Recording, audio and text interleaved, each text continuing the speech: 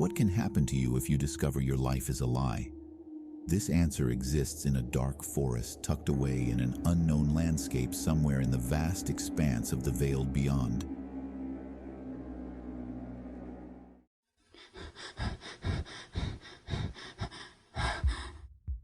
I can feel the panic in my heart as it seemingly tries to break the bones in my ribcage. What the fuck is happening? Where are my fucking clothes? The last thing I remember is putting on some music and drifting off to sleep. Oh God. Oh God. I'm fucking pissing myself. You gotta calm down, man. Fuck. I can hear howls and cries that sound like they are wrapped in insanity, off in the distance, but they are getting closer, revealing a frightening reality. I ignore the pressure in my chest as fear consumes and directs every cell in my body to run in a blind form of flight. I start running in this dark forest, away from those awful sounds, without a planned thought. I have lost all sense of human control. All of a sudden, I am whipped, upside down. I am hanging, and it takes me a moment to realize a trap made out of vines has locked around my ankle. I'm overtaken by an utterly consuming despair. The sound of those haunting howls and cries elevates my sheer terror. The sounds start to come from every direction, moving around me through the forest. Then, I was surrounded by a horde of shirtless foes in these dirty brown loincloths. But it was those demonic-looking masks they wore over their faces and the skin-crawling, low hissing sounds they made that escalated my fears. The hissing sounded like something crossed between a snake and a feral cat. It made my anxiety run at such a high level with nausea that it made me feel like I would vomit until my bones came out of my body. They spoke no words, and two of them started to lower me down slowly from the tree. I ended up face down after they lowered me down from the tree. I was so terrified that I just stayed that way, unable to flip myself over or move in any way. I could feel their presence, hovering over me like an unseen pressurized force, paralyzing my entire body into the earth. I started to beg shamelessly, "Please, you don't have to do this. Please, please. What do you want from me? Please don't do this. Please." This was the last thing I could say before they stuffed a rag in my mouth so I couldn't talk. All I could do was watch in horror as they tied my wrists and ankles to a long branch. Then two of the demons, one on each end of the branch, placed it on their shoulders as they started carrying me somewhere.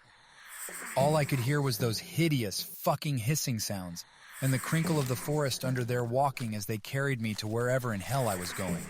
I began to sob uncontrollably as my body convulsed rhythmically through this despondent human mechanism. There was a faint light that eventually became what looks like some kind of an encampment with a fire pit at its center. They set me down and then untied me from the branch. Then they rolled me onto my stomach so I was face down. All I could do was breathe in panicked bursts. My mind screamed to get up, run, fucking do something. But I was no longer in control. There was no fight left. There was no flight left. Only a body that is resigned to a horrible fate. They placed this cold metal rod across the middle of my back. They tied my wrists on top of the rod behind me, then tied the top of my head to the rod. Then they bent my legs at the knees, putting my feet behind me, above my ass, over the rod. Then secured my feet there. Then a new realization started to creep into my thoughts as they picked me up and started taking me toward the fire. They're fucking gonna eat me. My body stiffened and my face contorted in its agony to reflect this new knowledge base. I let loose a muffled scream through the cloth stuffed into my mouth. They placed me over the fire and started cooking me alive. I can smell my cooking flesh and I can fucking taste myself. I felt my skin crack and blister like a hot dog on the grill. I could hear popping sounds coming from my body. Before immolation mercifully granted death to me, it allowed me to digest a conversation being had near me. This thought briefly amused me, as I found it funny how my heightened senses calmly picked this up so close to death. It was as if the universe was granting me some malevolent form of closure.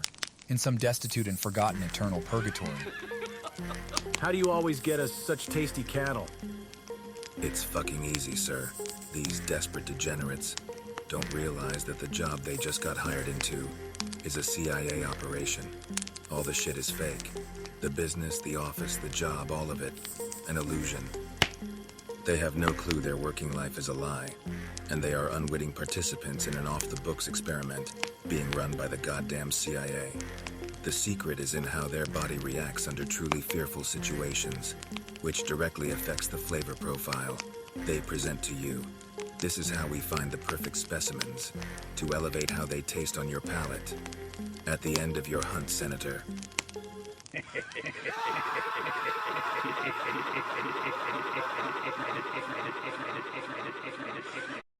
Thank you for watching. Please like and subscribe as this really helps our channel.